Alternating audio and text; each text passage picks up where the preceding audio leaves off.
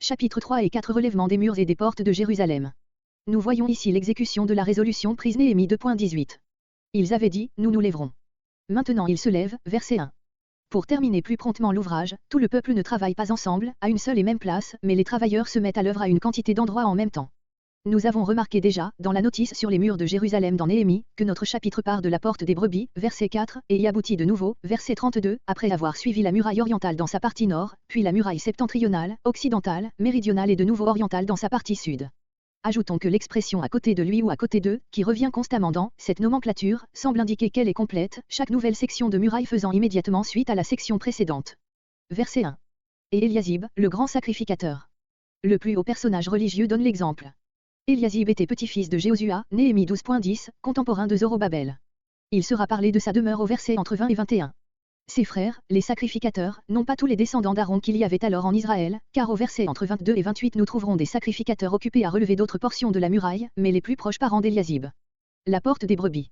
C'est celle de Saint-Étienne, dans le voisinage immédiat de l'angle nord-est du Haram. Par elle entrent tout naturellement les Bédouins qui amènent au marché de Jérusalem les troupeaux de moutons qui l'ont fait paître entre Béthanie et Jéricho et jusque sur les bords du Jourdain. Elle existait encore au temps du Seigneur et portait le même nom que dans notre verset, Jean 5.2. Ils la consacrèrent. Il s'agit ici d'une consécration particulière, antérieure à la consécration générale, Néhémie 12.27. Pourquoi cette consécration spéciale? Est-ce parce que c'était l'œuvre du souverain sacrificateur? Et ils en possèrent les battants. Ceci est une anticipation, comme au verset 3 et 6, etc., car les battants ne furent mis aux portes qu'après l'achèvement de toute l'enceinte, Néhémie 6.1. Cette anticipation s'explique par le désir de l'auteur d'indiquer d'une manière complète tout ce que fit chaque famille. Jusqu'à la tour de Méa. Il semble qu'ils n'eurent pas à relever cette tour et qu'elle avait échappé à la destruction par Nebuchadnezzar ou à des destructions plus récentes. Ils n'eurent qu'à la consacrer. Le nom de cette tour, qui ne reparaît que Néhémie 12.39, signifie 100, soit qu'elle eût 100 coudées de hauteur ou qu'elle comporta une garnison de 100 hommes ou qu'elle eût quelque autre rapport avec le nombre 100. La tour de Hananéel, à l'angle nord-est de la ville, Lacharie 14.10. Cette tour aussi semble n'avoir pas été rebâtie par Eliasib. La section d'Eliasib ne comprenait pas 3 tours et 2 portions de murs, mais la tour des brebis et la muraille, de là à l'angle nord-est de l'enceinte. Pourquoi ne fut-elle pas consacrée? Peut-être parce qu'elle fut considérée comme faisant partie de la section suivante. Verset 2. Et à côté de lui, d'Eliasib et de ses frères, mais à la muraille septentrionale et non plus orientale. Les hommes de Jéricho. Voir Esdra 2.34. À côté, littéralement, à côté de lui, c'est-à-dire du chef, qui n'est pas nommé, des gens de Jéricho. La 3e section fut relevée par un Zaccur qui ne nous est pas autrement connu. Verset 3. La porte des poissons, mentionnée encore Néhémie 12.39, 2 Chroniques 33.14, Sophonie 1.10. Voir la notice sur les murs de Jérusalem. Elle est ainsi nommée parce que dans son voisinage se trouvait le marché où les Galiléens et les Tyriens venaient vendre le produit de leur pêche, Néhémie 13.16. L'intervalle entre la tour de Hananéel et la porte des poissons fut relevé par les 2 escouades du verset 2. Par les fils de Sénaa. Voir Esdra 2.35. Les barres, de longues poutres passant dans des anneaux intérieurs et soutenant les 2 battants, Exode 26.26. Verset 4. Mérémoth répare encore une autre partie de la muraille, verset 21, ce qui n'aurait pas eu lieu s'il eût dû bâtir à nouveau. Mésulam appartenait d'après Néhémie 6.18 à une famille très distinguée de Jérusalem. Verset 5. Les Técoïtes. Tékoa, aujourd'hui Tekoa, à 2 heures au sud de Bethléem. Il ne figure ni dans le chapitre 2, ni dans le 7 du livre d'Esdra, c'était une de ces familles quelconques, indiquées ailleurs sous leur nom patronymique et qui s'appelle ici d'après le lieu où elles sont allées s'établir. Eux aussi au verset 27 répareront encore une autre section. Mais les principaux d'entre eux ne plièrent pas leur cou, Jérémie 27.11, au service de leur Seigneur, l'Éternel, qui demandait que les murs de sa ville fussent rebâtis. Le mot hébreu employé pour Seigneur ne s'applique qu'aux rois et ne saurait désigner ni les magistrats de Jérusalem, ni Néhémie. Verset 6. Et la porte de la vieille ville, voir Néhémie 12.39. C'est du côté du nord, où nous sommes encore, que la ville, dans son beau temps, avait le mieux pu s'étendre. Aussi ne devons-nous pas être surpris d'entendre parler dans ces parages d'une vieille ville. Après l'exil, dans ces temps de petits commencements, on se contenta de relever la plus ancienne enceinte.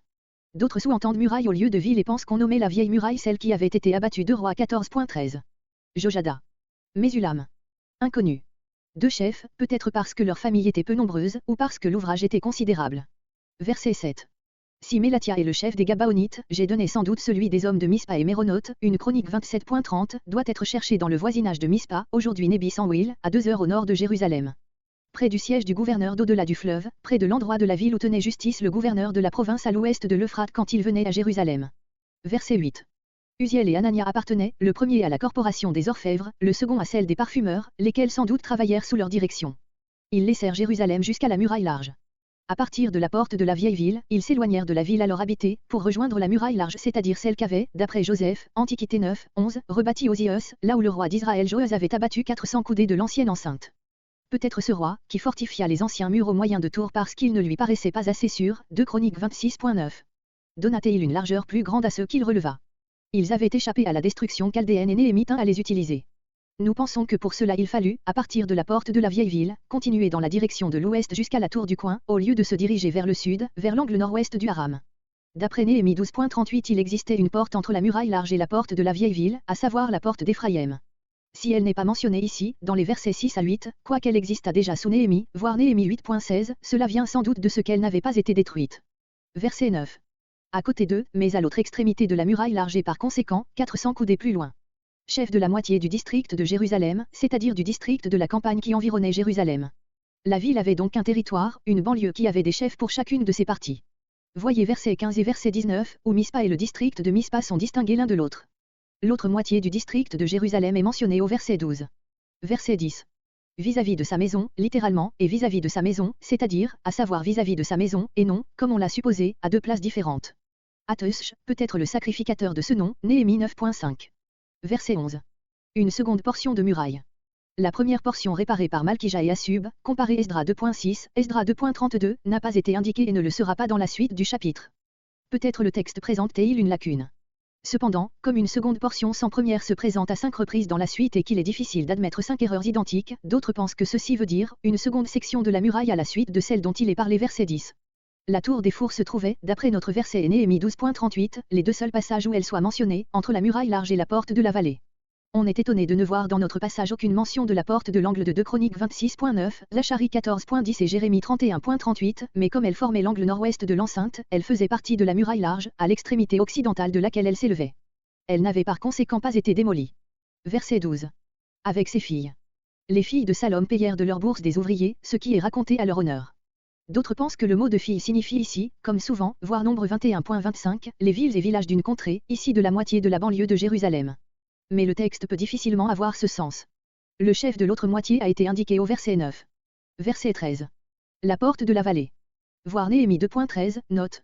Il y a, là où se trouve maintenant la porte de Jaffa, au nord de la citadelle, une dépression du sol qui a dû de tout temps servir de passage et nécessiter en cet endroit une porte. C'est probablement de là que partirent en sens inverse, l'un au sud, l'autre au nord, les deux cortèges de Néhémie 12.27.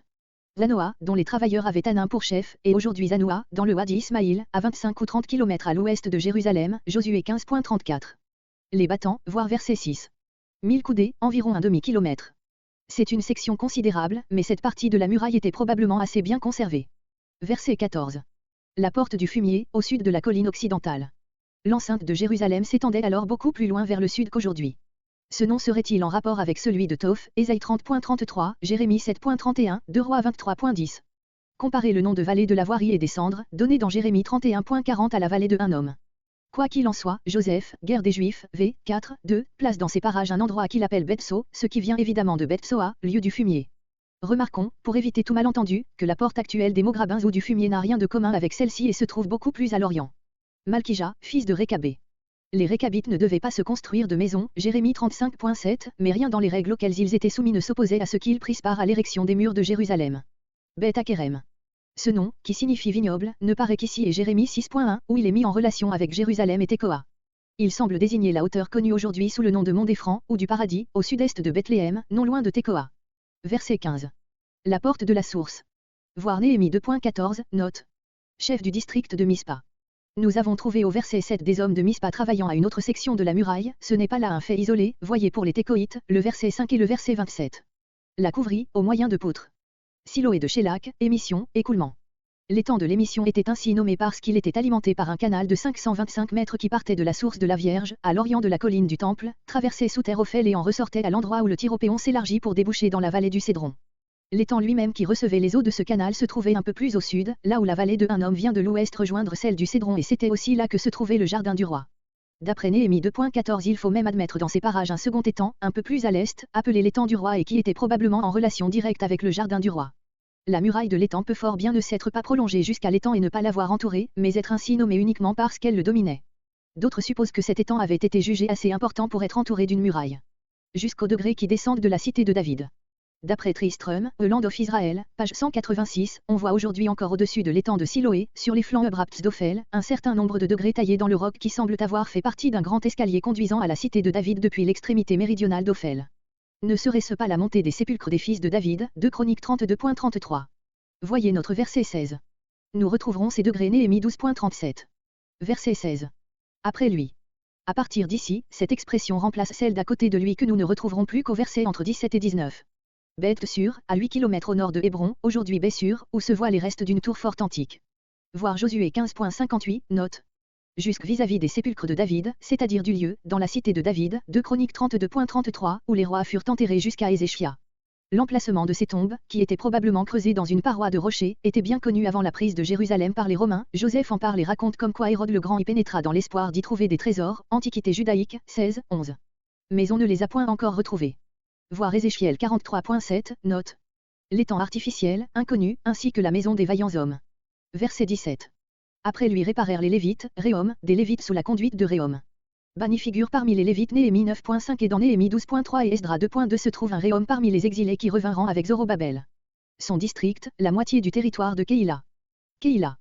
Voir Josué 15.44, note. Aujourd'hui un village à 50 km environ au sud-est de Jérusalem. Verset 18. Leurs frères, les hommes de l'autre moitié de ce même district. Verset 19. Une seconde portion. Voir pour la première verset 15 ou verset 7.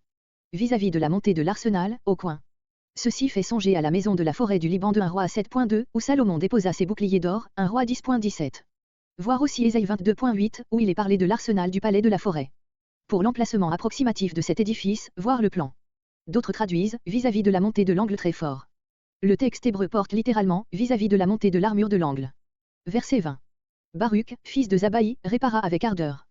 Ces deux derniers mots étonnent, car nulle part dans tout le chapitre n'est indiqué la disposition dans laquelle ont travaillé les diverses escouades, puis les LXX semblent n'avoir pas eu sous les yeux le mot que nous rendons ainsi.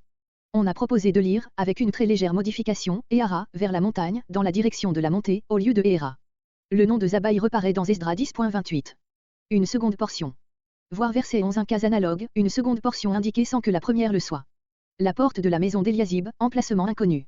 Eliasib, le souverain sacrificateur du temps de Néhémie, avait relevé la porte des brebis, verset 1.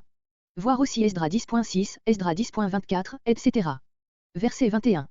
Sur Mérémoth, voir verset 4 et Esdra 8.33. Depuis la porte de la maison d'Eliasib jusqu'à l'extrémité de la maison d'Eliasib. À moins que cette maison ne fût très grande, nous n'avons pas ici une section bien longue.